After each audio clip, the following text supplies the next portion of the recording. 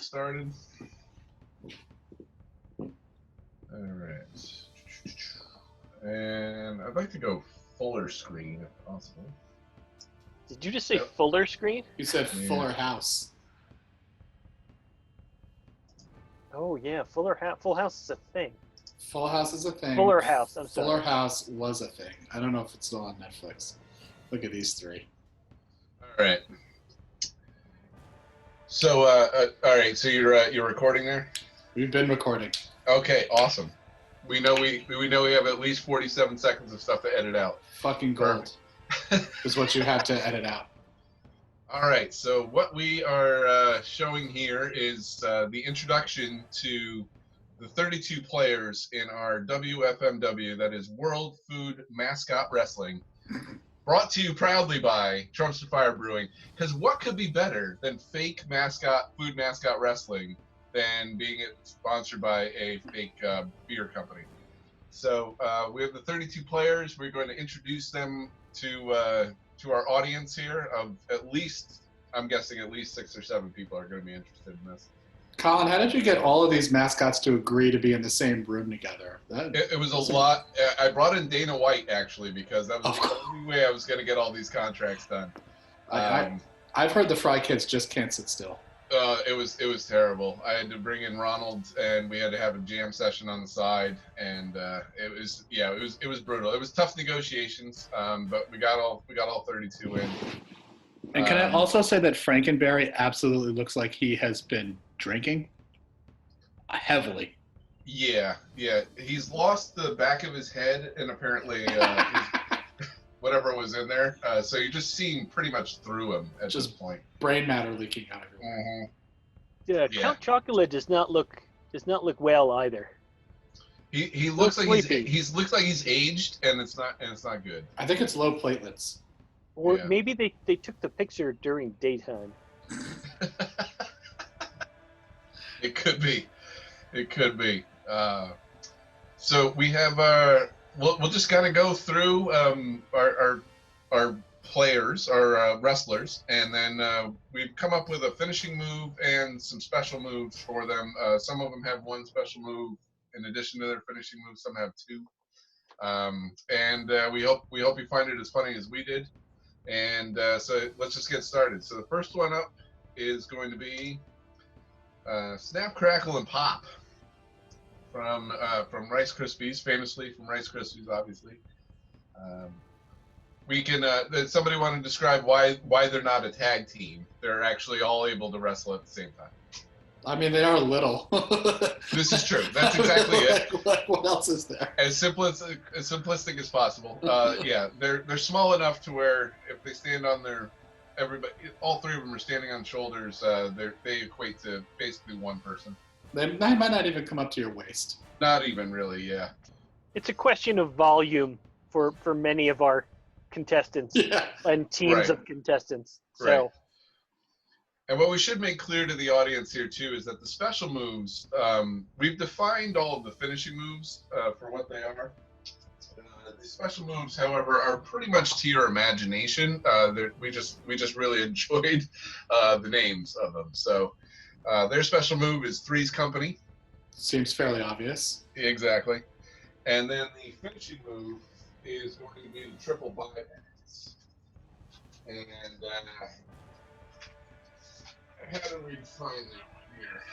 Actually, we should have pulled that up too. Is the definitions of these things. We can edit this out, by the way. But does anybody remember off the top of their head what triple bypass was? No, I'm trying to pull it up. Not aside from the obvious. I think I closed it. Right. Except they just give you a heart attack. Oh, right. Don't they? It's something with a defibrillator. Oh yeah. Hit you with the defibrillator. Hit you with the defibrillator. What? 3 of them. Right. So triple bypass is going to be the 3. You get 3 defibrillator paddle shocks, and while they're yelling out, "Clear this, bitch!" All 3 of them chanting, "Clear this, bitch!" as they're giving you 3 defibrillator paddle shocks. So that is your triple bypass move. I don't know how they get in that position to do that to you. They've knocked you out at some point, giving you the Three's Company. You have to imagine what that is. And so that's the snap, crackle, and pop.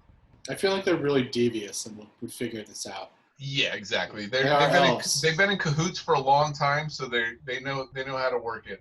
And are not to be trusted. They are 350 years old. This is true. They are elves. This is true. Yeah, they used to make toys, didn't they? Probably. They left the toy business. Yeah, got demoted. Left the toy business a long time ago. They escaped from Santa's shop. It's from Santa's sweatshop. I can imagine Snap, Crackle, and Pop like talking to the other Santa's elves and be like, "Dude, you got to get out, man. This is so much less work. We're out of here. So much less work, man. It's amazing. We just film a commercial every now and again. We're good. Like none of this year-round toy making crap." Next up, Lucky the Leprechaun. Oh God. Lucky the Leprechaun. For those of you who don't know anything about Ireland, his special move is Sláinte, which is the starting point of their cheers for beer. It's to wish you well. We feel as though this is definitely going to be some sort of explosive move where he's yelling Sláinte while it's happening as a special move. It's a setup for the finishing move, which is the Rainbow's End. And I'll just throw this out there. The Rainbow's End, we decided, was a weighted cauldron somehow magically appears at the end of a rainbow, crushing the opponent. So it's probably a cauldron filled with gold, we would assume, or Lucky Charms at that. But the cauldron itself is like an Acme version, that would destroy the Wile E. Coyote or whatever. I feel like he would yell Sláinte and then hit you with the Rainbow's End. Yeah, but after pulling the Sláinte move, though. Boom. After pulling the Sláinte move. So I feel like that's some kind of a. I feel like the Sláinte is some kind of a stunning move. Yes, he obviously too will have a little bit of a height disadvantage versus some opponents, but he makes up for it in cheery spirit, I suppose. And speed. Don't forget his speed. Oh yeah, he's quick. Yeah, the ability to kind of like disappear and not be seen is. I think he's got that going for him. All right. Tony the Tiger, probably the most athletically gifted one in the group. I would agree. So we decided his special move was going to be the Siegfried and Roy, and this was right before the passing, actually. Tony has been using the move since the recent passing. Yes, so it is now definitely an in memoriam type type move. I would honestly think that the Siegfried and Roy, if we were to define it, would, in my opinion, would probably be somewhere in the neighborhood of he just clamps his jaws around his opponent's neck, and then drags them out of the ring. And then the finishing move is thank you very much to the Tiger King for getting us through the first portion of this coronavirus stay-at-home. His finishing move is the Joe Exotic. Do we remember what the Joe Exotic was while I'm looking it up? Trapping you on his in his zoo, feeding you crystal meth. Is that it? No. Maybe it should be. Tony just curls up in the corner and kind of feigns a nap, allows you to come over, pet him, rub his belly, and then he mauls you to death. Yes, he does. Yep. So Tony plays cute baby tiger, and then destroys you at the moment you get close enough. After a couple of pats, though, like he plays the fool nicely there. Count Chocula, again, looking a little old, maybe even a little jaundiced. But yeah, a little strung out. He looks like an insane homeless man pointing at somebody. He might have like a kidney or liver failure going on there. Do you have any change? No, I don't. He's just reaching into his pocket. It's not that sinister. Yes. I feel like I've seen him on the subway before. I'm not gonna lie. Right. Like if he walked onto the subway, I wouldn't think anything of it. Wouldn't be phased. I'd probably like put my headphones on immediately and be like, oh, come on. Right. Count Chocula again? How many times do I have to hear this sob story? God, this guy.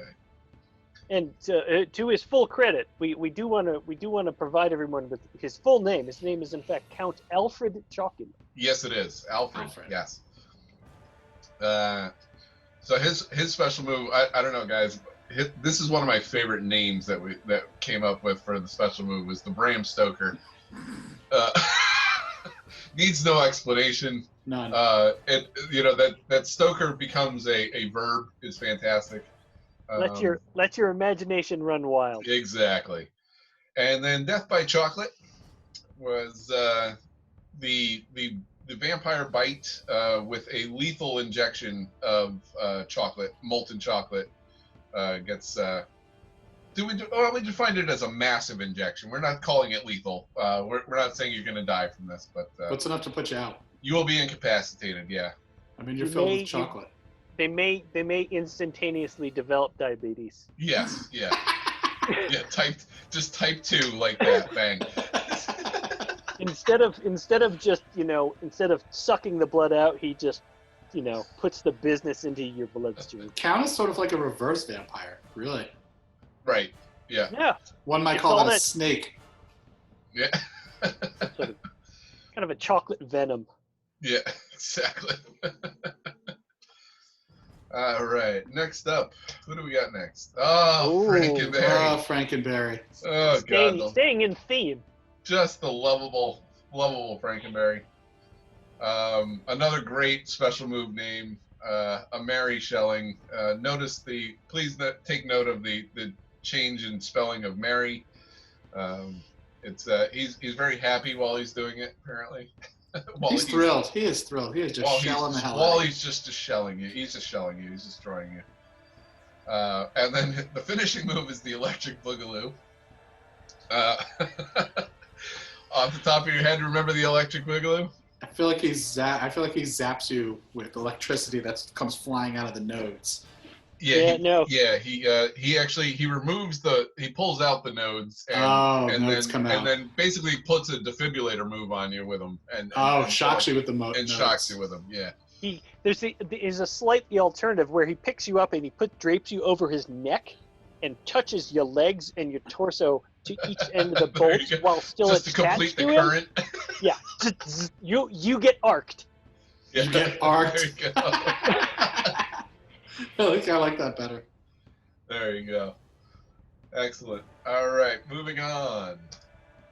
Kool-Aid Man. Oh boy. This guy is coming out strong. He is really coming out of the box well.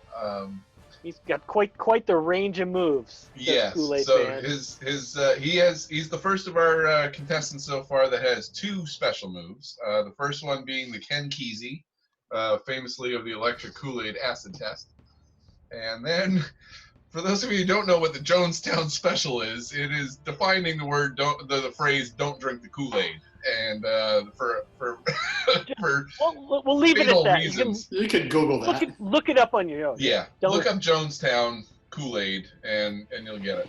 And don't drink. And don't drink. Right. And then the finishing move is based on every single one of his commercials. The "Oh yeah," and it's. For him, though, because everything else surrounding him has to do with some form of drug, he has taken a big dose of PCP and then is ready to destroy, just to burst through whatever it is that is in front of him. It may not even be his opponent, but it may be his opponent. So he may finish you off by just bursting through you. He may finish you off by bursting through something else, and you somehow take shrapnel or something like that. But, as a side note, do all of these cartoon character mascots all have 4 fingers? I don't understand that. That's an interesting one, yeah. Like, why do they have 4 fingers? Yeah. I don't know. I think it's easier to animate. Drawing one less finger? Yeah. I don't know. I feel like that's not really a stretch. Like, just draw one more of these. Yeah. I think there's something about, like, the less human they are, the more you don't want them to have 5 fingers. You want them to be less human-like. Right. Okay. I mean, I know if he had 5 fingers, I'd really be teetering. Like, is he a giant pitcher or is he a big giant red person? Like, what is it? So it's almost.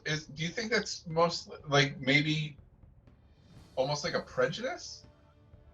I don't know. It's possible. Like, oh, he's not human. He's only got 4 fingers. He's a mascot. We don't give them 5 fingers. That's right. Yeah, he sits in the back of the bus. Also, he only has half a mouth. Deep questions. Another 4-fingered, bird. A Of 4-fingered bird. Ridiculous. Yeah. So we have Toucan Sam of Fruit Loops fame, and so he also has 2 special moves. He has the loop-de-loops, which you can pretty much imagine what that is, and then the ring toss. And then he finishes up with the Toucan Slam.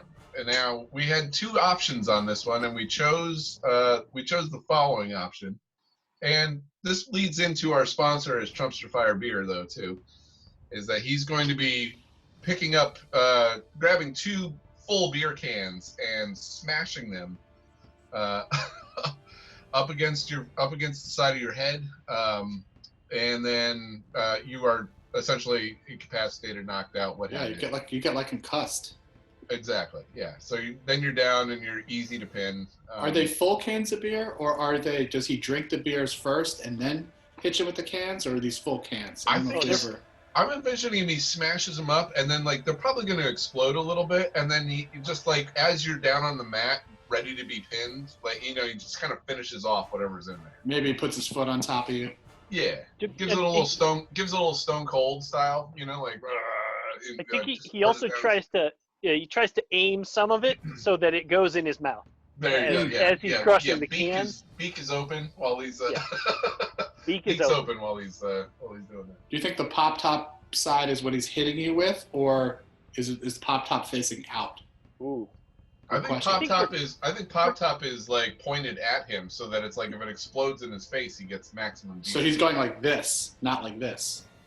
Well, like he's kind of holding him sideways. Oh, so he's got pop top like facing plunging him, this way. Bang! That makes a lot of sense. Yeah. And then if it happens to open up and pour a lot of beer in his face, it's bonus. Yeah. He's a closet alcoholic, actually. Yeah, I had no idea until this that Toucan Sam was a drunk. He's a stinking drunk. Unbelievable. All those Fruit Loops commercials, I didn't know. He might have a sugar problem. Actually, many of our contestants have a sugar problem. There's a lot of diabetes going on there. Look at this bird. It doesn't even have 3 toes. He's got 2. Oh my god. Embarrassing. He does have 4 fingers though. He's sticking with the 4 fingers on the end of the feathers. And no knees. Please don't bend your legs. Don't bend your knees. Yeah. Don't bend your knees. Why would you want to do that? So he is cuckoo for Cocoa Puffs. That's Sonny the Cuckoo Bird. And he is obviously a drug addict. Yes, and that's what we decided when we were making these moves, that he's got some issues. A lot. He occasionally uses some strong substances. Yes. So his special moves, they pretty much all have something to do with finding things around the house to get high off of. So he's got the glue sniffer and the whippets. And then finishes you off with the straight jacket. And the straight jacket is a sort of a hold. So he's going to pull the straight jacket from outside of the ring. He's hidden it somewhere. And then he puts his opponent in it. And then from there, the opponent is now easy to take down or pin. Or give whippets to. Give him the glue. If it weren't abundantly clear, the WFMA rules include the ability to use props while pinning. Oh, absolutely, yeah. There's 0 rules here. I mean, they're cartoon birds for crying out loud. Oh yeah, we should actually put in that side note. We haven't done a picture for him yet, but the full-time referee for all of these matches is the Tootsie Pop Owl, because he counts to 3. That's right. And is a dick. Next up, Diggum the Frog from Honey Smacks. Dig him. So, sticking with the Honey Smacks, his special move is going to be the Pimp Smack. Just a nice little open-handed something or other, I'm assuming. Powder it first. Yeah. And then this finishing move may seem odd to folks, but we tend to dabble in pop culture as much as possible. So, Pete, why do we call it the Sex Changer? Nature finds a way. Exactly. Sure does. Or Oh, do we want to expand it to nature No. finds a way Nope. for Diggum to win? I think we got our clip right there. Just nature Okay. finds a way. Okay. Boom. Sugar Bear. Sugar Bear looks fucked up, man. Wow. Oh, by far the highest person on the thing. This is definitely some kind of opioid or narcotic, right? There's no doubt. Right. One of his patented flying kicks. I don't even think Sugar Bear feels feelings, for God's sakes. Yeah, he has no nerves anymore. None. Or Yeah. they're just so numbed by opioids. Yeah. So with his he represents Golden Crisp. It used to be called Super Golden Crisp. And it's now Golden Crisp. Before that it was Super Sugar Crisp. Super Sugar Crisp. This is true. And now it is Super Golden Crisp because you can't have sugar in the name of anything anymore because that's not healthy.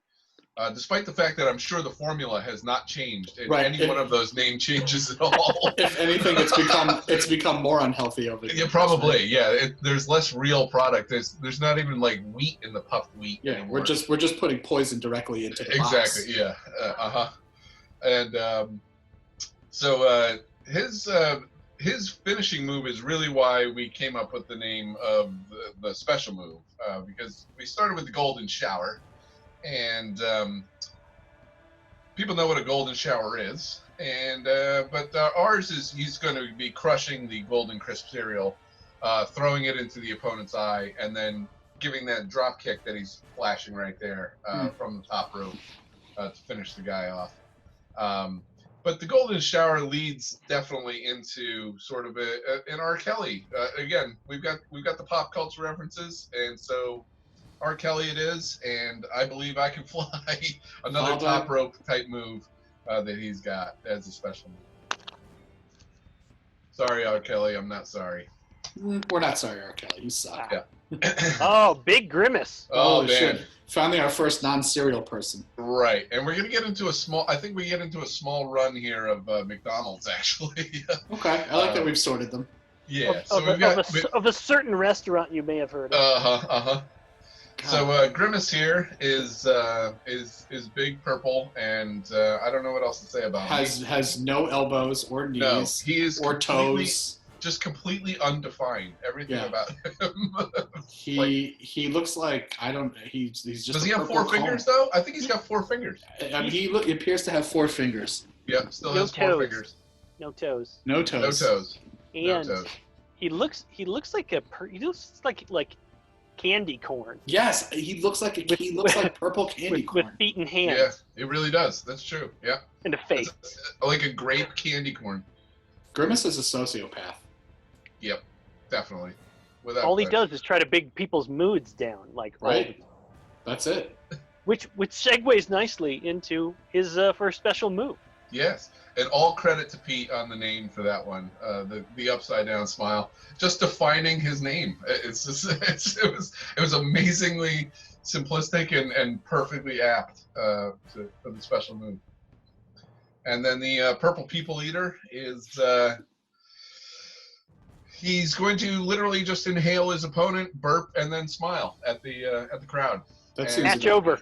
And that's it. That's game over there. I'm assuming at some point he just kind of like after the match is over, when he goes back into the locker room, he horps his opponent back up. I'm sorry about that. I don't think he ever I don't think he has a digestive system in that whole mess of purple nonsense. He's obviously hollow.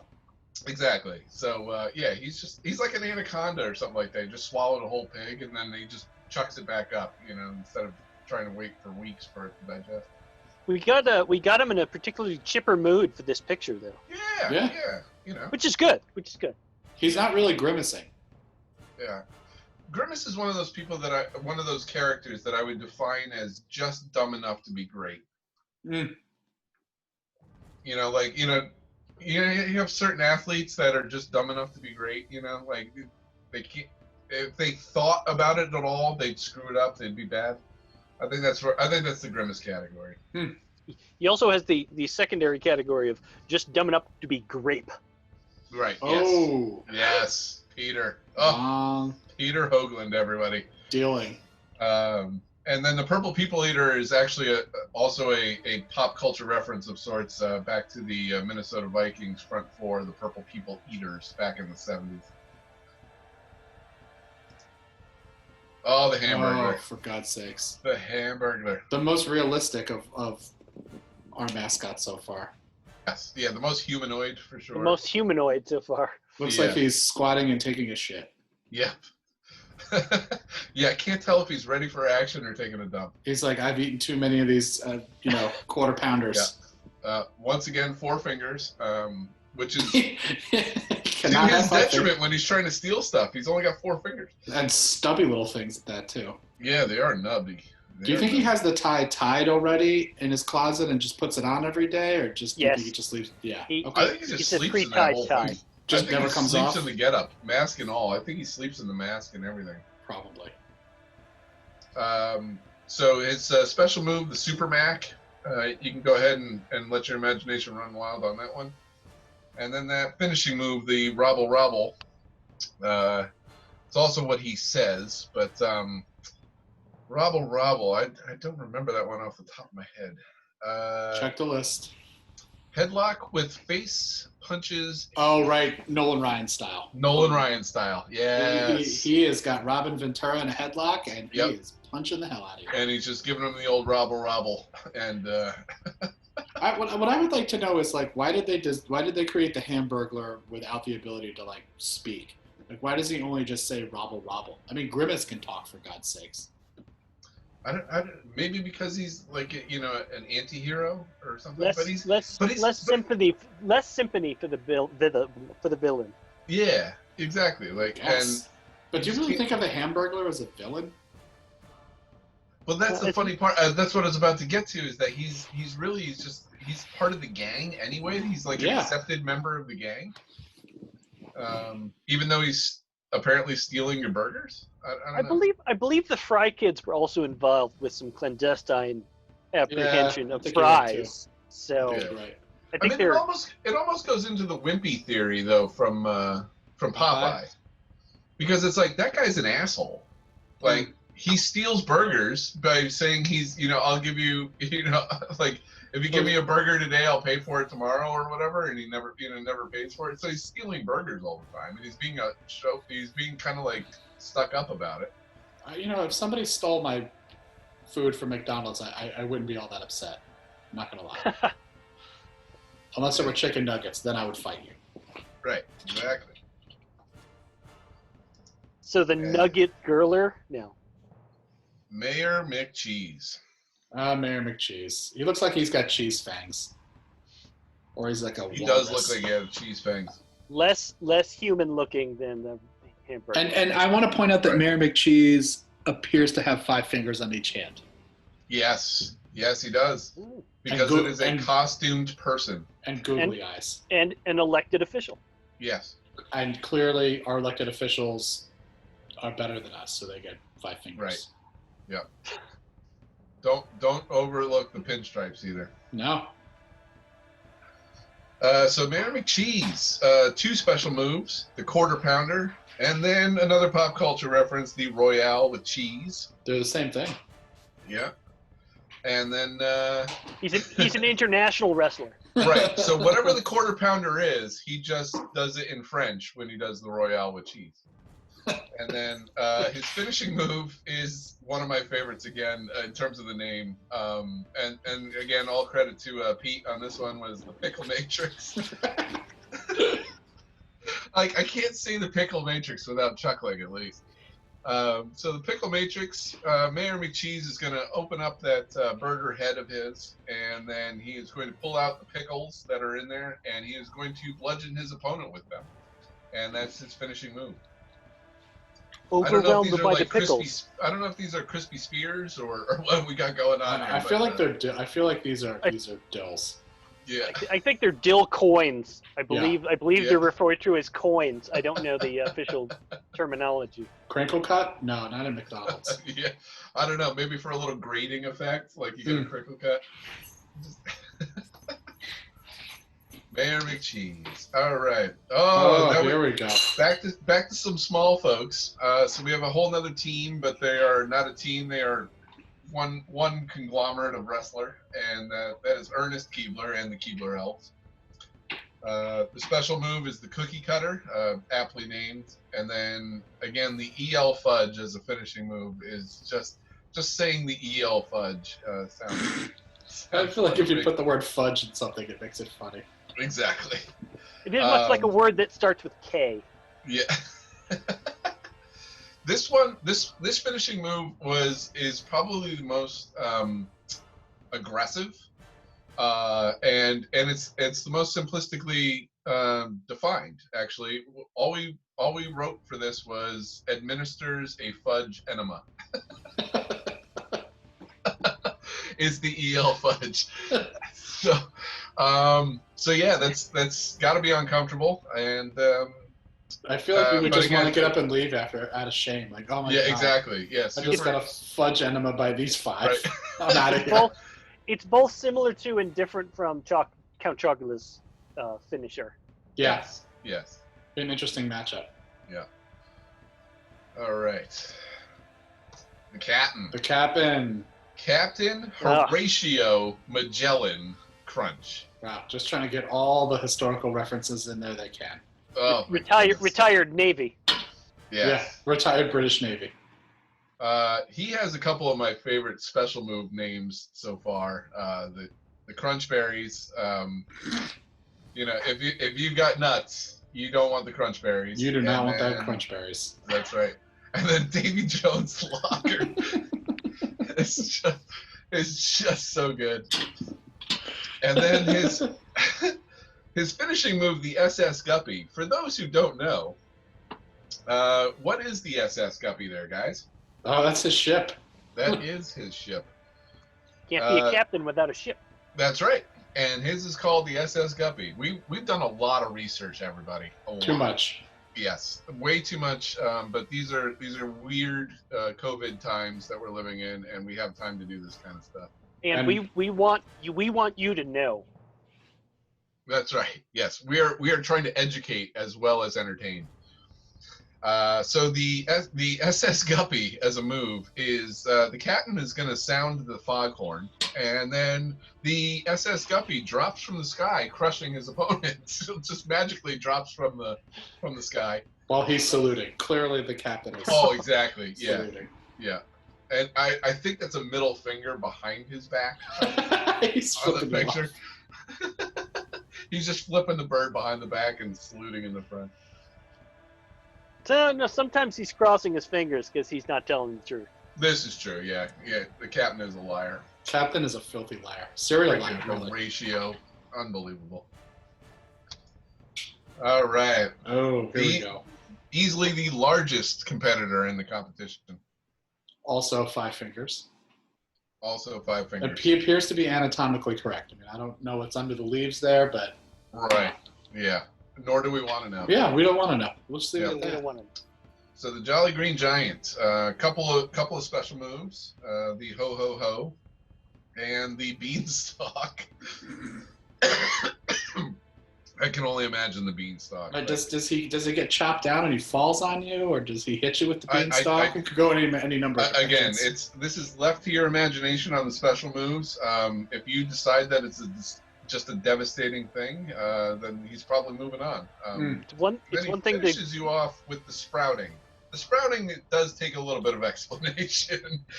So that little sidekick that he's got is named Sprout, and we've envisioned a scenario where Sprout is strapped somewhere underneath that little leafy thing.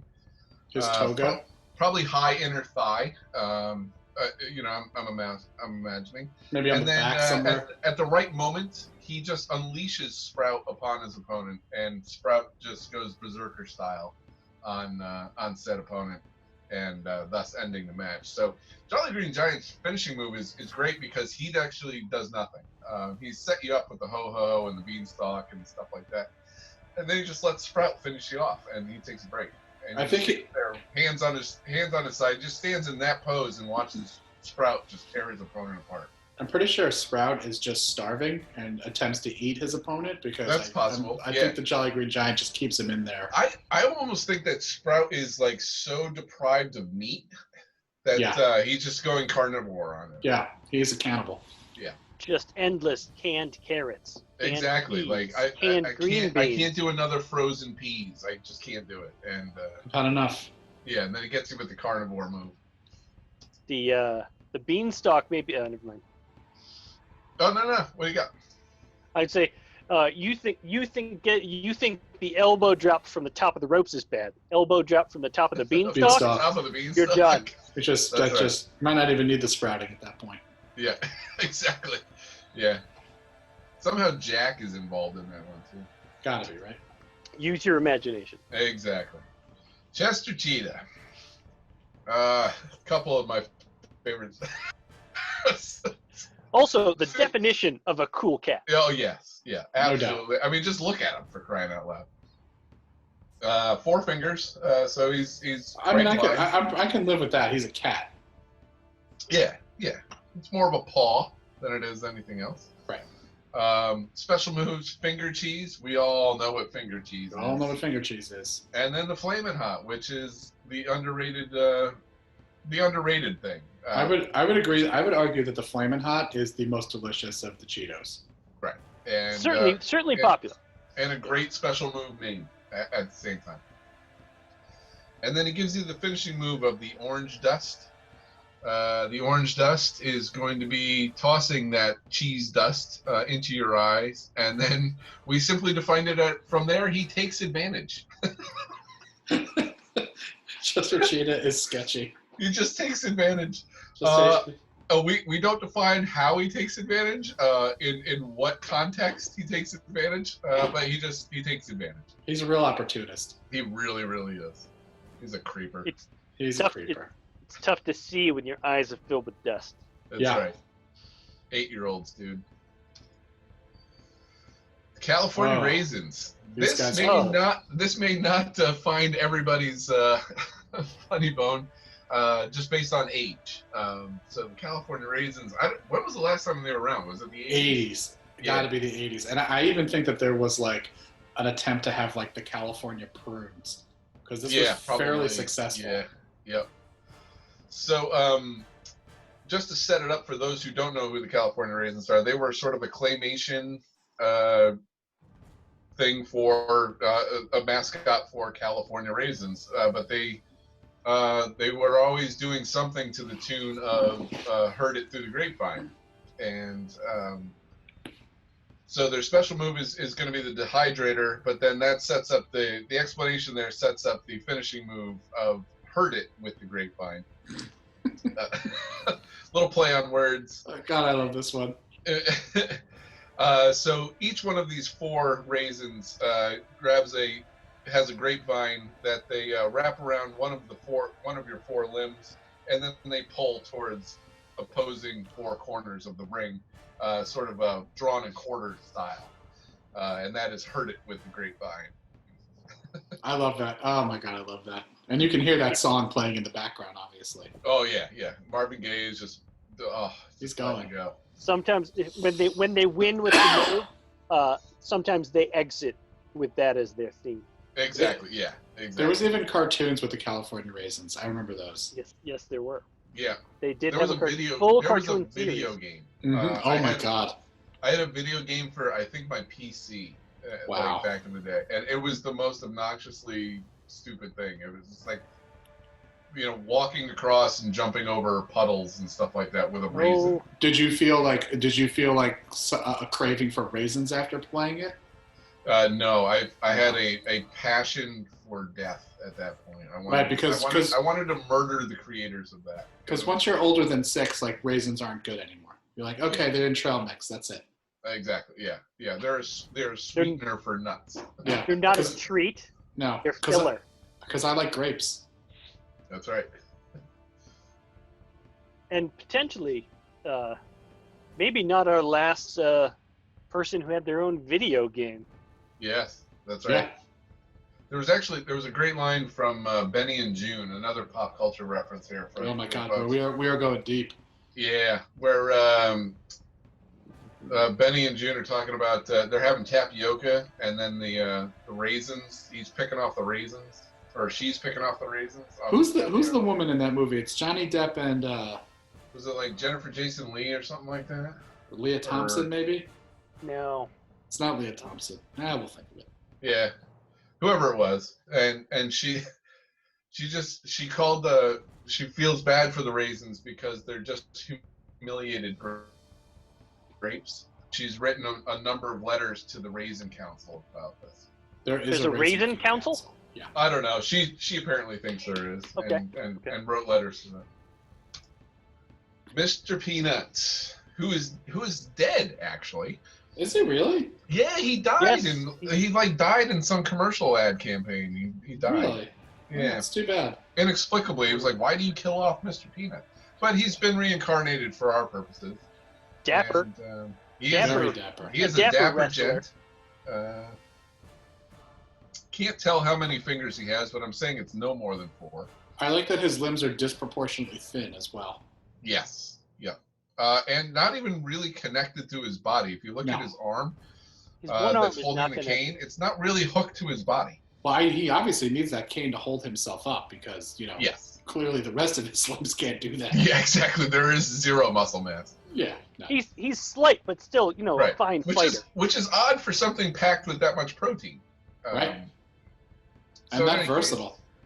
Yeah, so he's got the special move of the high society. I mean, just take one look at him and he's high society. He is. He's high society for sure. And then the finishing move is the dry roast. And the dry roast is a rapid fire wrist burn. You wrist burn your opponent into a submission there at that point. That's our first of our submission moves. That's right. Yes. We have actually. Yeah. Even the straitjacket one wasn't a submission move. It was just kind of get him. Well, you're in a straitjacket. I'll just push you over. Exactly. It's kind of an inconvenience move more than a it's an inconvenience move. All right, Mr. Peanut. Okay, now Pillsbury Doughboy. We have the first one of our managers. Some wrestlers they have managers, and we've selected Chef Boyardee for Pillsbury Doughboy for a very specific reason, and we'll get to that. He has one of my favorite special moves because it just defines everything about it. The crescent roll, and that's an easy one to conjure up in your head as a fun move. And then the finishing move is the Poppin' Fresh, and this is where Chef Boyardee really comes into play because the Poppin' Fresh is going to be Chef Boyardee douses the Pillsbury Doughboy with yeast and water until the doughboy rises to a height double his opponent's size, and then he takes his opponent, smothers him into his stomach, holds him dear into his chest, smothering the face, and then until submission or pass out or what have you, but making sure to give that little giggle the entire time that he's got the person into his chest or stomach. How big do you think the Pillsbury Doughboy would have to get to envelop the Jolly Green Giant? It'd be pretty massive. I would love to see that. It would be epic. Yeah. That would be a tough matchup for him to draw. Yeah, exactly. Yeah. He could probably take out Sprout, and then you'd see what happens. I don't know. If he takes out the finishing move, the finishing character there. Some of this also comes down to Chef Boyardee's mastery of ratios of water and yeast. Yes, he's a chef. I know. Yes, and he is a world famous chef. He is. He's a real guy. Right, of canned dog food and spaghetti sauce. I feel like honestly, up to this point, the Pillsbury Doughboy might be the only person to really challenge the Jolly Green Giant. Just saying. Yeah, there's a possibility. If they can get a truckload. Pillsbury may be the most adaptable of our components. Yeah. Yes. Yeah. Competitors. We got you. Little Caesar. Oh, yes. Pizza. So, Little Caesar, I think, has just the strongest 1-2 combo for special move and finishing move. So special move, I believe all due credit to John on this one for the punches pilot. And then the finishing move for Et Tu Brute was all Pete. So if you don't know what any of those things reference, folks, use some Google and go ahead you live under a and look rock. that up. We're not going to explain it to you. So Et Tu Brute, the finishing move there, that spear that he's got there with the pizzas on it, he's going to stab the opponent in the back with that spear while he's eating that slice of pizza that he has in his left hand there. And there we go. He does not appear to have teeth, by the way. Just a tongue. No, he doesn't. He's just probably inhaling pizza at that point. Gaius. Oh, go ahead. No, I was going to say I feel like he's probably lost all his teeth because he eats is pizza. Good old Gaius Julius Caesar. Yes. Later of pizza fame. Mm-hmm. More education for you folks. Yeah, really. The Noid. The Noid. This is another one in the vein. We're sticking in the pizza realm, but this is another one in the vein of the California Raisins that if you weren't alive in the 80s, you probably don't know what this character is. So he's a Domino's fixture. He's kind of in the vein of the Hamburglar in that regard, except for his sole purpose was to ruin your pizza by the time it got to you, before it got to you, like make it cold, destroy it, whatever it was. Slow it down, get it bent in half, all Right. bad things that can happen. Yeah, whatever he could do to mess up your pizza experience, he was trying to do. And it was, well, I don't know why he was singularly focused on Domino's to make that. Right, because clearly that's the only pizza being delivered in the US. Right. So Domino's used to have a policy, and they advertised said policy of 30 minutes or less. So there's the special move. Or you got free pizza. Right. And the Noid was an absolute whack job. He was a crazy character that was just bouncing off the walls and what have you. So that leads into the finishing move of the play on words again of the amphetamine. And the amphetamine is essentially he just goes berserk and flails his extremities uncontrollably while screaming, and then essentially hopes to take the opponent out at that point. Obviously, he's taking a lot of meth. He's not necessarily naturally that intense. No. There's like a Popeye like opening up a can of meth and just swallowing it and going ballistic. I feel like the Noid is freebasing the entire time he's fighting. Probably. And running around the ring. Right, that's why he keeps going to the corner. Freebasing. Like just keeps going to the corner for another hit, and just works it all day. Works himself up into a meth rage. Right. You know how some wrestlers they use that razor and they cut the top of their forehead for that little bleeding effect? He's just taking that same razor and he's just chopping up lines of flow with it. Absolutely doing lines, no doubt. All right. Quickie Bunny. Quickie the From Bunny. Nestle Quick fame. Nestle Quick fame. That's right. And he is Quickie Bunny, by the way. That was another one I know we researched. Well, amazing what you find out. He's not the Quick Bunny. He is Quickie Bunny. Yeah. So his special move is Aesop's Fable. I think that was another Pete original there. That was fantastic. If you don't know what Aesop's Fable is, I'm just tortoise in the hair. Just Google it. Have at it. And then his finishing move is the Clean and Jerk, and the Clean and Jerk was, let's see here. Okay, so he's going to quickly pick up his opponent, body slam that said opponent, and then while the body slam is happening, probably in conjunction with the slam effect, he gives him a junk punch and just really rocks him right in the breadbasket. He usually tries to move it, like make the move so quick, such that the ref doesn't see it. Right. Yeah. Not that the junk punch would really be illegal in this format, but he spent so many years in other leagues that outlawed such moves, so he's just trained that way. Yeah, he developed the technique. Yeah. I love that the marketing around Nestle Quick was that you pour the syrup or the powder like right into the milk and like instantaneously chocolate milk. Right. Because I couldn't spend 60 seconds stirring. Right, something. stirring anything. I had to have it now. Yeah, God forbid. God forbid. Yeah. It should have been an infomercial. Right? Are you tired of slow to make chocolate milk? Think about how much time you could be saving right now. Oh my God. There's a Kickstarter for that going on right now. I feel like Trump voters would buy into that. I'm not waiting for chocolate milk. That's a blue state thing.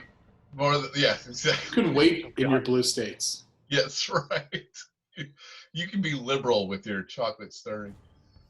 Man. Charlie the tuna. One of our most healthy components. Yes. Competitors. And our most probably the healthiest, I would imagine. And the most hipster. Besides the Jolly, but everything Jolly Green Giant puts out now is like preserved and covered in butter eventually. So the tuna is probably the best on its own. And then you're gonna lather it in mayonnaise. And was he like a beat poet or something like that, or I don't know where he got the hipster glasses from. Right, it's the glasses and the hat. He's got a beret on. This is true. Who was like, man, we got to put this tuna in a beret? He doesn't have a beret. It's got a beret. It's got a brim on it. Does it? It's closer to like a pork pie hat or a captain's hat. Yeah.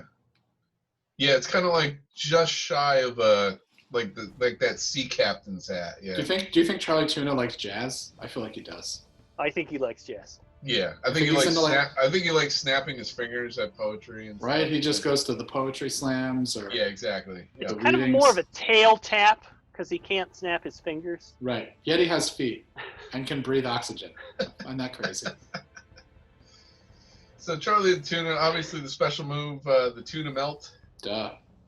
Yeah, that's a no-brainer. Better than the tuna salad, I thought. Right, and then the finishing move is the least eco-friendly, is the dolphin trap. So the dolphin trap is Charlie's going to throw a fishing net on the opponent, and then use that tail of his to tail slap the opponent until knocked out. The opponent can't move; they're incapacitated by that netting. So yeah. Culturally insensitive to the dolphins. No fingers or toes. I mean, he's a fish.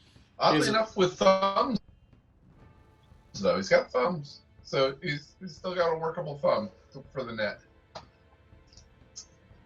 Vlasic Stork. Oh baby. Whose full name is Yavni the Vlasic Stork, because he is. Where was he from? Like the Netherlands? I feel like he's in Eastern Europe. I believe he was originally from Poland. Poland, yeah. I believe Yavni was from Poland. So he's got a couple of great special moves here. He's going to use the pickleback and then pickle shots. And then his finishing move, another fantastic play on words, is the dill hold. So the dill hold, Yavni there is going to use those really long, stringy legs. And he's going to chokehold his opponent while submerging the opponent's head into a vat of pickle juice. And that is the dill hold. So many props. I know, it's a lot of props. We have a lot of props. But they are mascots, essentially, for props. And cartoons. We can't oversell that enough. Yeah, absolutely. He looks the most like what he's supposed to be. Yeah. Most like an actual stork? He looks like an actual stork. As opposed to, the bear with a sweatshirt on. To be perfectly honest, though, this is like the newer version of him. Right. There were older versions of him that were far more cartoonish. Right. What's his first name? Javni? There's nothing new about Yavni. Yavni. Yeah, there's nothing new about that. I think it's a silent J, like yogging, where you just go run. And it looks as if he has corrective vision. He has. I don't think anybody else has had glasses on. Well, with the exception of perhaps Franken. Well, Charlie Tuna had the glasses. He used to have glasses, though. I remember when the Vlasic Stork used to talk, and he sounded kind of like Groucho Marx. Yeah. He sounded just like Groucho Marx. Well, yeah, and used the pickle as a cigar. Exactly. Exactly. Yeah. I guess after a certain wow, no one's getting the Groucho Marx references anymore. Right. Exactly. Or the smoking reference. Or what? It's the 80s. Like, are you kidding? Yeah, I think too. There's like you started to get the phrase matched up together where it's like you're smoking a pickle, and that's just not beyond porn. That's not working for anybody. He's a backdoor tobacco lobbyist. Like, yeah, go get yourself another pickle. Yeah, Get yourself another pickle, kid, and smoke a cigar while you're at it. that's right. Yeah, See? enjoy yourself. Enjoy life. Ah, Busby from the Honey Nut Cheerios. So good old Buzz here. He's got the hexagon. I love Busby. The hexagon and the murder hornet are great special moves. Just great special moves. And the murder hornet again was like just well timed for what we were doing. Like a month ago, right? Like they became a popular item here, or a popular creature, right around the time that we were putting this together. So aren't we? We're still in the midst of the murder hornet, aren't we? Oh yeah, but still it was happening. Like, yeah, when it was like it wasn't a thing before this. You know what I mean? Oh yes. It wasn't really. They hadn't come to America yet. Let's just put it that way. Do you think? He's well versed in international insects, so he brought this move here before everybody else knew about the murder hornet. Right. In the States. That's right. Do you guys think that we can milk murder hornets as a COVID-19 treatment? I feel like we probably could. Oh yeah. Sure. Why not? Probably like as good as bleach. Oh yeah. Yeah. We'll get to that though. We'll get there. Finishing move, the royal jelly. Oh man. Just so good. Oh yeah. So if you've ever seen The Fly, that's basically where this is based off of. So Buzz is going to barf up the royal jelly on his opponent, and the jelly itself is just going to erode away whatever it touches. Very similar to The Fly. Jeff Goldblum, go ahead, look it up again if you haven't. Classic. Seen it. Oh, what a classic good movie. Classic. It's a real. You know what? I can't believe that didn't get a remake. It's the most tolerable of Jeff Goldblum's films too. Really? You don't think he's good in Jurassic Park? Well, he's a very supporting. He's like a distant supporting. He has maybe the best line in that movie. That's a big pile of shit. He's got a couple of good lines in that movie. He's got great one-liners. Right. Yeah. Also, but Jeff he didn't write them, and right. You watch The Big Chill. He's the most annoying character in The Big Chill. Have you seen? Great movie. Have you guys seen Portlandia? He's fucking hilarious. He is quite funny on that. Yeah. He's really funny. I'm just not a huge Goldblum fan, to be perfectly honest. Right. He's very niche. Yeah. And Jeff Goldblum's The Fly is in fact a remake. Of the one from like the 50s or something like that, right? Yeah, but it was a black and white originally, wasn't it? It is, yes. It's the Goldblum Gina Davis version is way better. Yeah, it's very good. Oh yeah, they're very different movies, but still technically remake. Very gory. Right. Yeah. All right, so the Royal Jelly Vomit. There we go. Our second manager. Yeah, the Fry Kids. They need a manager, and they need a manager for a very specific reason. And that is when it comes to their finishing move. But their special move is they've got two. They've got Supersized and the Happy Meal. And then you can decide what you want to do with those. There's also the reason they need a manager is not an age legal thing. They're older than they look. Yeah. Right. Yeah. It's not like he had to sign off for them to participate in sports. And then finishing move is the Grease Trap, and this is where Ronald comes in, most specifically. So there is a bucket of flaming hot grease that is produced and thrown on the opponent, and Ronald is going to be handing over that bucket of flaming hot grease and procuring it, I'm sure, too. He probably walks up into the stands and goes to a concession stand. I'm sure there's grease traps at the arena. Exactly, yep. And just grabs a bucket of that and moves on. They always use local source grease. Biodiesel. So I have a question about these six. Like, what's with the one with the hat? What is that hat he's wearing? Which one has a hat? The blue one in the back row. No, that's that's Ronald's foot. Oh, that's Ronald's foot. It looks like a hat. I was like, why the hell is he wearing a hat? No, the yellow girl on the right, she's got a little bow on the top of her head, and then the pink one has 2 little bows on the pigtails. Here's another question. How do they tie their shoes? I don't know. Ronald does it for them. Probably. Well, I doubt That's that. why they need a manager. I doubt that the Fry Kids ever take their shoes off. Okay, Yeah, there's that. yes. I can see that. Yeah, they probably lot of- sleep standing up. You know, Ronald McDonald World is a cruel place. It really is. It's true. Not a lot of paid vacation there. No. All right. Punchy. Sick time. Oh, Punchy.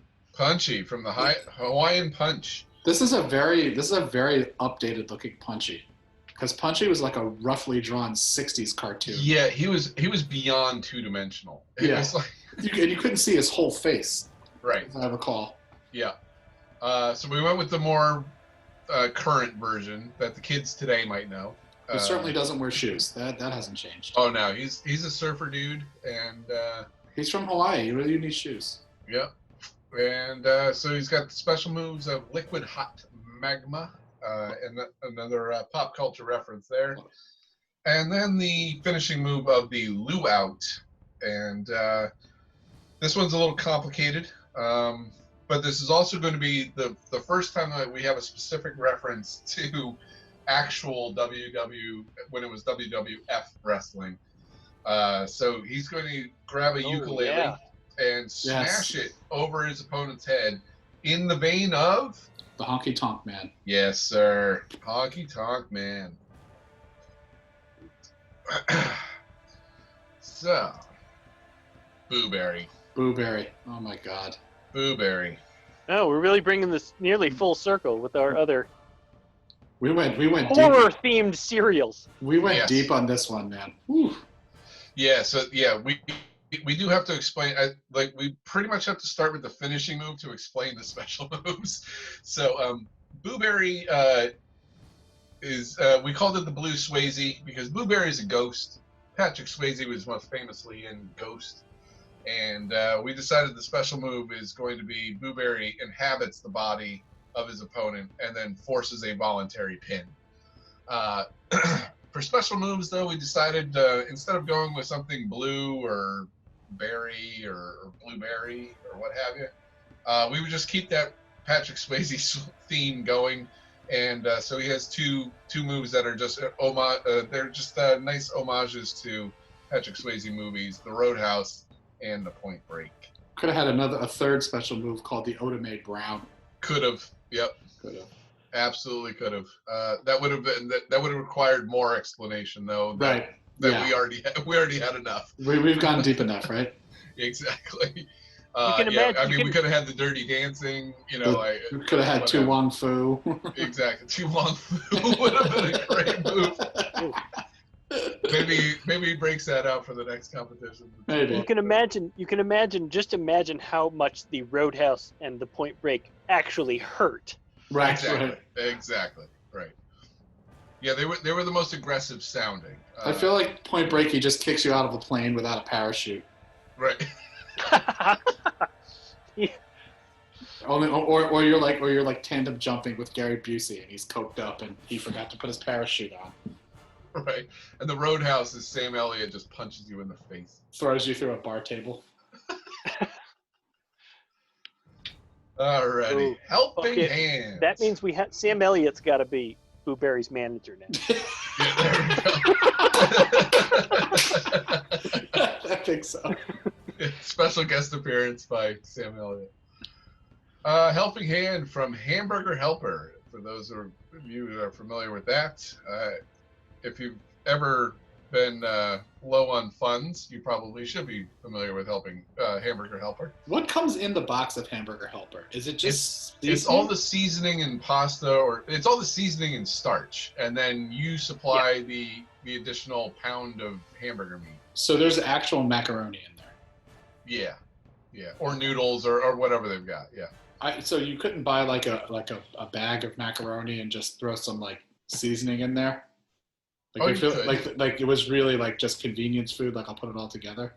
Right, but it comes with instructions. Oh. Brown meat, add seasoning, boil water. Exactly. Yeah, cook for a certain amount of time, Wow. and water, enough water. Hamburger Helper, not for the Right. Not for the culinarily gifted. Right, not for the home chef. Right. So special moves, again, inspired by our current times, the PPE. Because he is a PPE. Because he is a PPE. Hand is literally a PPE. Yeah. For a cartoon, not a human. Because I don't know. This might be my favorite name for any of the special moves. It's the 4-knuckle shuffle. Leave it alone. I love the 4-knuckle shuffle. I just love it. And it's worked out so well too, seeing as how every character has 4 fingers, but he is 4 fingers, and that's he is it. Literally 4 fingers. And then the finishing move, gloves off.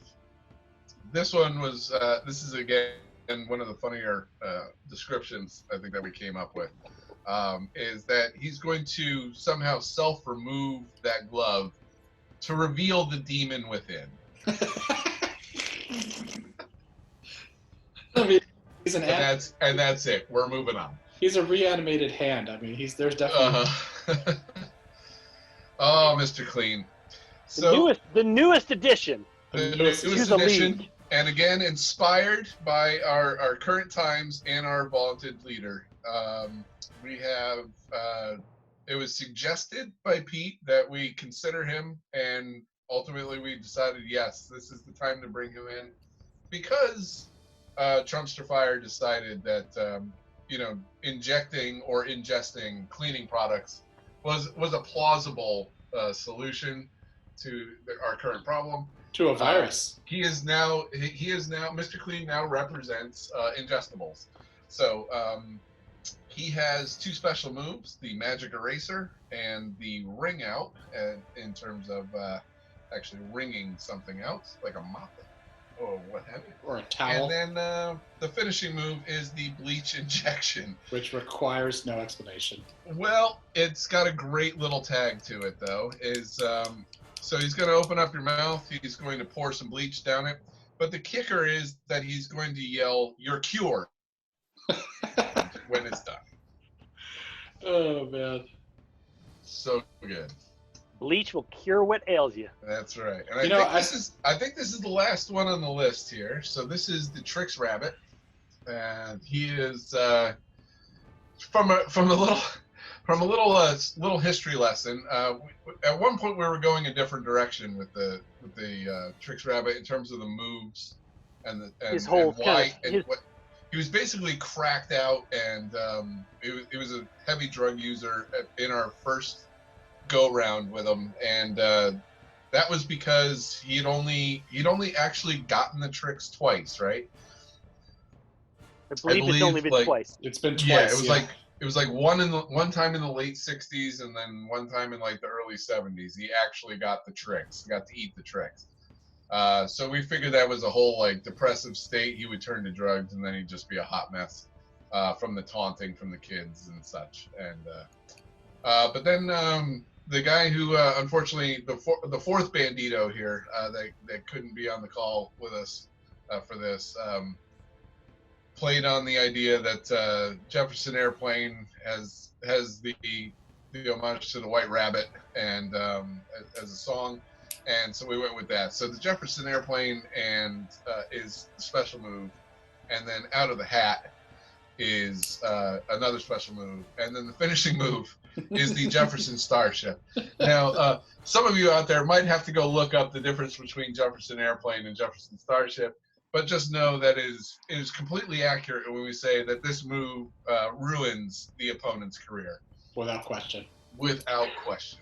The Jefferson Starship. So that is the lineup. And we can just quickly take a look-see at what we have set up for this overall WFMW series. Is our first of our competitions, which is called the Royale With Cheese Rumble. And we have seeded the competitors, and then we have set up the 32-player bracket here. So we'll just kind of like go over them quickly. Match number 1 is going to be the number 1 seed Kool-Aid Man versus number 8, the Fry Kids. Kool-Aid Man with all of those drug-induced moves, including the Oh Yeah, which is a PCP-induced bursting through. See, and I feel like this is a bad matchup for the Fry Kids because Kool-Aid Man is for sure not going to feel the burning hot grease on himself. I think the Fry Kids were in for it one way or the other because they have no arms, so they were always going to be up against it no matter who they went up against. But Kool-Aid Man is ample as a number one, and they do have a number advantage over almost anybody else. But size might be the end for them. Yes, yeah.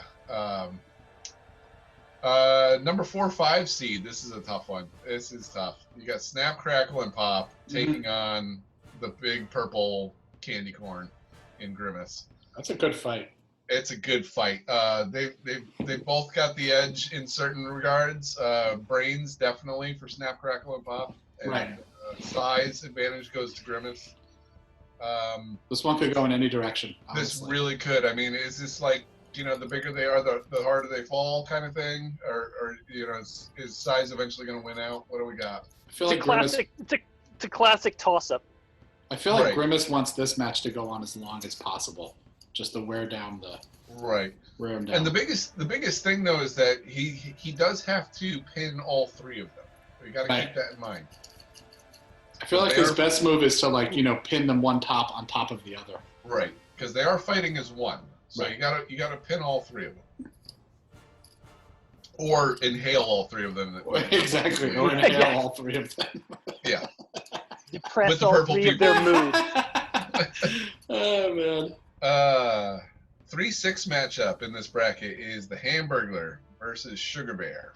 So we got the Robble Robble versus the Ultimate Stoner in Sugar Bear here. Very different ends of the food spectrum. Yeah, seriously. Yes. And yet both are made of empty calories. Right. And will cause you diabetes and obesity. Exactly. Yeah, they both have way more sugar than they should. I'm gonna go out on a limb and say if you're eating something that has a food mascot, it's probably unhealthy for you. With maybe the exception I don't think that's going out on a limb. Right. Maybe Charlie Tuna, maybe the Jolly Green Giant, but other than that. Right. Yeah. No. Oh. We have an interesting matchup along those lines later. Yes. Yep. And then we have our number 2, Mr. Clean, versus number 7, Busby. This is again a height versus quickness, a height disadvantage. Speed. Height versus speed. Yeah, exactly. Mr. Clean really has, I think, a strong advantage in this one, and that's why we made him a number 2 seed. He's also an athletic-looking guy, for starters. Yeah, he looks like he will fuck you up. Exactly. We have not seen a lot of him in action, and because he's new in the league. But as Cullen said, he's big frame, big guy. He is imposing, without question. Our second set of 8 competitors here. So we've got number 1 seed Little Caesar taking on the Noid. This worked out really well. This is a good one. We have the 2 pizza mascots here going up against each other. You've got a 2 Brute versus a berserker, like going berserk amphetamine, and I don't know. It's a good one. It's a good 1-8. I think ultimately though, we've all agreed that because the Noid is so unfamiliar to so many people, he may be at a huge disadvantage, which is why he got an 8 seed. The pizza battle for the ages. Exactly. Yeah. And please, folks, don't judge this on Domino's versus Little Caesars pizza. They both suck. They're awful in their regards, and regardless of how much you've tried to improve them or whatever. You're just polishing a turd, really. Exactly. Yeah. Number 4 seed, number 5 seed, Punchy versus Helping Hand. I like this one a lot. This is a nice matchup. Punchy versus Helping Hand. That's really good. Right, and you have 2 basically just found in grocery store kind of things. You're not gonna. I suppose Hawaiian Punch is on the fountain at a restaurant. Yeah, or you find it in like a soda machine somewhere maybe. Yeah, I was thinking Hawaiian Punch though is the thing that got stuck into your lunchbox when you were a kid or something. Yeah, and you were annoyed. You're like, oh, fucking Hawaiian Punch. God, the Kool-Aid wasn't around or something like that. Right, yeah. Ecto Cooler. I wasn't allowed to. We weren't allowed to drink like sugary drinks as kids. Yeah, So. yeah. I was on the milk program in school. Like when you got you got your choice of like the 2% or whole or whatever. Yeah, I hate milk. I didn't do it by choice. That was my option. I know like one person who likes milk. Yeah. I like milk. I don't mind milk. I don't mind milk. I'm just not drinking it like drinking milk. Like I'm using it for cereal. Yeah, Pete, I gotta ask: is there ever a point in your day where you're like, man, I could really go for a glass of milk right now? Not as much as I used to. Right, because you're not 4. I'm not 4. I'm not growing, and I haven't broken any bones lately. There you go. There you go. Milk is working, or it worked. All right. Count Chocula versus the Quickie Bunny, a chocolate battle. All chocolate off, yeah. Chocolate off. I think, Count Chocula has got the advantage on this one. That's why he's a 3 seed. I feel like this is right for an upset, though. This one could be. Definitely. Count Chocula's got age and experience. Right. I know, but the Quickie Bunny, don't underestimate him. Yeah, there could be a speed thing because we haven't really defined Count Chocula as being able to turn into a bat or anything. Right? Like Can that. he turn himself into like a swarm of rats or anything like that? I think he just kind of like is who he is. Does he command wolves? Yeah. He's just They also both have a theme of like large medallions around their necks. Right. Neckwear. Yeah. And then to finish off that bracket is the 2 versus 7 is going to be Jolly Green Giant versus the Vlasic Stork. So an all vegetable matchup. Oh boy, this is big. We have 2 of the taller competitors. The tallest for sure is the Jolly Green Giant, and then we got the Vlasic Stork. Did we find out how tall the Jolly Green Giant actually is? I have not seen a stat chart. I don't know about you. Like at the plant, there's a statue of him there. It's like 50-something feet tall or something like that. So are we assuming the Jolly Green Giant is at least, I don't know, more than 10 feet tall? We're assuming life-size statue. Okay, 50 feet. I like it. There you go. Yeah. So the Stork is going to have his work cut out for him, but like he can fly, so he can get up to the neck for that the dill hold move. Maybe poke out Jolly Green Giant's eyes or something. I don't know. Yeah. He's got a long beak too. But it's a tough draw, man. Going up against the Jolly Green Giant is a tough draw. All right, our next bracket down is the number 1 seed was Tony the Tiger. I think he was an obvious number 1 seed. Yeah. Just on sheer athleticism and notoriety, public appeal. He's got it all: speed, strength, agility. Yeah, he's like the bionic man. And when I think of like corn flavored flakes or sugar, I definitely think tiger. Like I'm gonna eat corn flakes and I am gonna turn into a tiger. Right. That's great marketing. Yep. It just needed a music video or 8 like John Exotic had. Why does Tony the Tiger wear a bandana? Has that ever been explained? Not sure. Where else is it going to have a Tony? Where's it going to say Tony on him? That's a good point. Maybe just so he's not like purely naked. I don't know. It's fair. And he's going up against the whack job that is Sonny the Cuckoo Bird. Tiger versus Cuckoo Bird. No, yeah, it's an easy one. Like Sonny may just run around in circles until he gets knocked out. It was tough to convince anybody to get in the ring with Tony, so Sonny got a tough draw because he's willing to take on anybody. So they just put a bowl of Cuckoo Puffs in the middle of the ring and got him to go out. He's ready to go. Sonny's literally fighting for his meals. Yeah. He is cuckoo for the Cocoa Puffs. Sticking with the cereals, this was another cereal battle here. We've got the Trix Rabbit versus Toucan Sam. I like this matchup a lot. It's a good one. They're similar sized. Yeah. Toucan Sam is going to be a little more confident. I think Trix Rabbit is going to be a little bit more hungry for the whole thing. In my personal opinion, Toucan Sam doesn't seem to have a problem getting Fruit Loops whenever he wants them. And, right. Trix Rabbit has just been a life of denial. So see, I feel like the Trix Rabbit has the advantage because it probably hates Toucan Sam for that reason. Right. He's got a chip on his shoulder. He's like the Tom Brady of this group. I feel like he's gonna come in and try and bite the head off of Toucan Sam. Right. Yeah. It could be the GOAT. Who knows? Toucan Sam has the less healthy diet of just cereal, sugary cereal no less, and beer. Yes. Yep. And then this 3-6 matchup is a Goliath.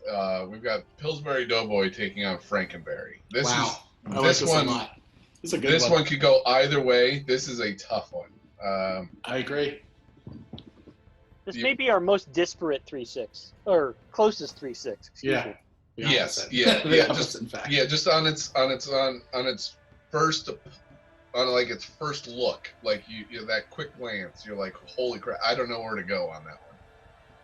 I personally don't know who I'm going to vote for on that one.